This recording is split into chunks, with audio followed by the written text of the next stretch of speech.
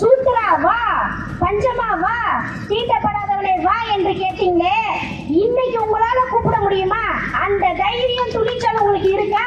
அப்ப இந்த நாட்டுல துண்டு போடுறது கூட உரிமை இல்லையா? நடக்கிறது கூட உரிமை இல்லையான்னு கேட்டா இல்ல. ஒரு தாய் கிழவி, ஒரு பாட்டி, RSS சங்கபரிவார் சேர்ந்த ஒரு உம்மன்ல சேர்ந்த ஒரு பாட்டி, வாட் இஸ் திஸ் ஷால், இதெல்லாம் எடுங்க, இந்த திராவிட கலாச்சாரம் எனக்கு வேணான்னு சொல்லி அந்த ஒரு வீடியோ வைரல் ஆச்சு. எந்த இனத்திற்கு துண்டு போடுவதற்கு உரிமை இல்லை என்று சொல்லிடுவோம், அந்த இனம் தன்மானத்தோடு துண்டு போடணுன்றதாக பேரறிஞர் அண்ணா சொன்னார்.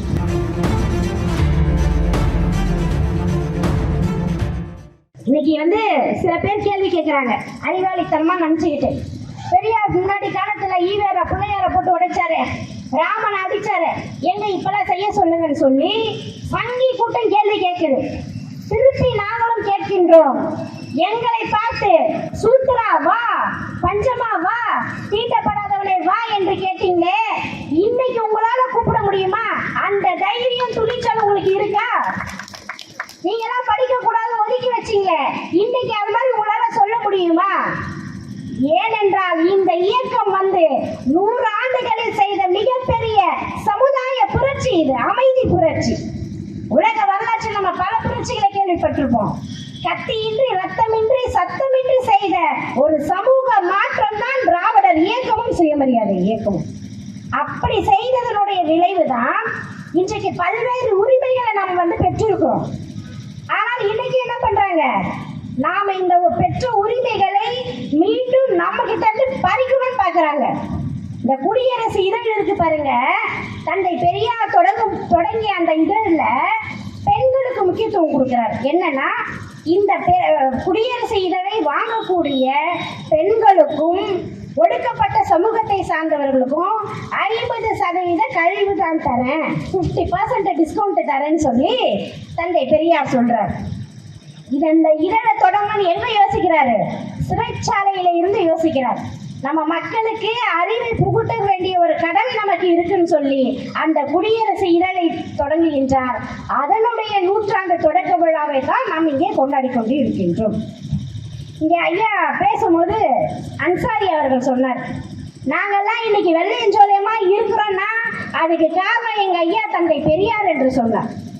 சிலைக்கிற கூட தோணும், என்ன இது, ராம்ராஜ் காட்டன் வேஷ்டி நான் பணம் கொடுத்து வாங்கி கட்டுறேன், ரேமண்ட்ல ஷர்ட் வாங்கி நான் போடுறேன், நான் பணம் கொடுக்குறேன், இதை கொடுக்குறாங்க, இதுக்குன்னா பெரியாருக்கும் தொடர்பு இருக்குன்னு கூட நீங்க கேட்கலாம். ஆனால் ஒரு 70-80 ஆண்டுகளுக்கு முன்னால் சட்டை போடுவதற்கு நமக்கு உரிமை இல்லை, தோல்ல துண்டு போடுறதுக்கு நமக்கு உரிமை கிடையாது. நீங்க தொலைக்காட்சிகள்லாம் பார்த்துருக்கலாம், ஒரு தாய் கிழவி, ஒரு பாட்டி, RSS சங்கபரிவார் சேர்ந்த ஒரு உம்மன்ல சேர்ந்த ஒரு பாட்டி, வாட் இஸ் திஸ் ஷால், இதெல்லாம் எடுங்க, இந்த திராவிட கலாச்சாரம் எனக்கு வேணான்னு சொல்லி அந்த ஒரு வீடியோ வைரல் ஆச்சு.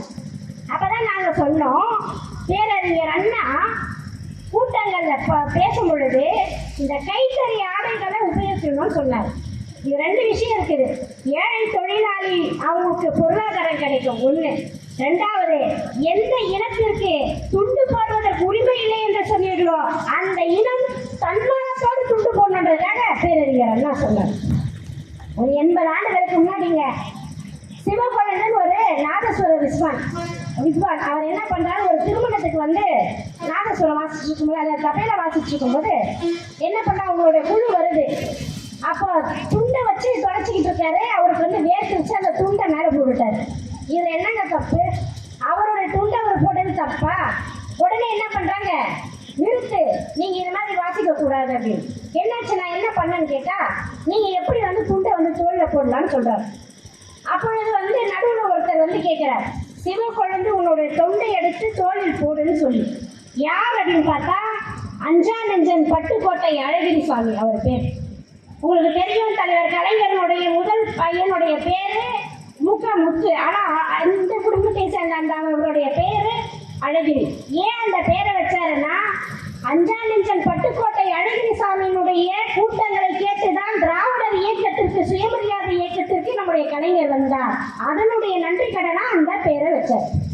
அப்போ அவர் சொல்றாரு, தோல் உழுது தானே, துண்டை போட எதுக்கு நீ நிறுத்துற, போடாம அப்படின்னு கேட்கும் பொழுது உடனே பஞ்சாயத்து தந்தை பெரியார் கிட்ட போகுது. பாருங்க, பெரிய பெரிய ஆளுங்கெல்லாம் வந்திருக்கிறாங்க, உயர்சாதிகள் வந்திருக்கிறாங்க. இது எப்படி தோல்ல போட துண்டுல வந்து தோல்ல போட முடியும்? உங்க கட்சிக்காரங்க சண்டை போடுறாங்கன்னு கேட்கிறாங்க. அப்பொழுது அவர் சொல்கின்றார், யாருடைய தோல் யாருடைய துண்டு? சிவகுழந்தையுடைய தோல் சிவகுழந்தையுடைய துண்டு. இதை போட வேண்டுமா வேண்டாமா என்று முடிவெடுக்கக்கூடிய உரிமை சிவகுழந்தைக்கு தான் உண்டே தவிர உங்களுக்கு இல்லை என்று சொல்லி அன்று முதல் போடப்பட்டதுதான் இந்த துண்டு. அப்ப இந்த நாட்டில் துண்டு போடுறது கூட உரிமை இல்லையா? நடக்கிறது கூட உரிமை இல்லையான்னு கேட்டா இல்ல. ஏன்னா நீங்க நடக்க கூடாது. இன்னைக்கு நம்ம பாடம் கட்டி இருக்கோம், கார்ல போறோம், வசதியா பேருந்துல போறோம். ஆனால் 100 ஆண்டுகளுக்கு முன்னாடி இந்த நிலைமை இல்லையே. ஏன் நம்ம வரலாற்றை திருப்பி திருப்பி பேசுறோம்? மறந்து விடக்கூடாது. வாங்கிய அடிகளையும் வலிகளையும் மறந்து விடக்கூடாது. நீ படிக்க கூடாதுன்னு ஒதுக்கி வச்சுங்களேன். இப்ப ஒரு 2 மாதங்களுக்கு முன்னால் நீதிபதி தேர்வுல வெற்றி பெற்றவர்களுடைய பட்டியல் வந்தது. அதுல பாத்தீங்கன்னா ஒரு பெண், அந்த ஜவ்வாது மலை என்று சொல்லக்கூடிய ஒரு மலைப்பகுதியை சேர்ந்த ஒரு பழங்குடி இனத்தை சார்ந்த ஒரு பெண் நீதிபதியாக வெற்றி பெற்றிருக்கிறார் என்று சொன்னால் இதுதாங்க இந்த திராவிடர் இயக்கம் செய்த சாதனை. இன்னைக்கு ஒரு சலவை தொழிலாளருடைய மகன் நீதித்துறையில நீதிபதி தான் சாதாரணமா? ஒரு நீதிபதி வந்தா அவரை பார்த்து என்ன பண்ணணும்? வணக்கம் சொல்லணும். அவருக்கு நீதி துறையில போய் அவருடைய அந்த இருக்கையில அமர்ந்தார்னா ஓ மை லார்ட்னு சொல்லணும், ஓ மை நீதி தேவனேன்னு சொல்லணும்.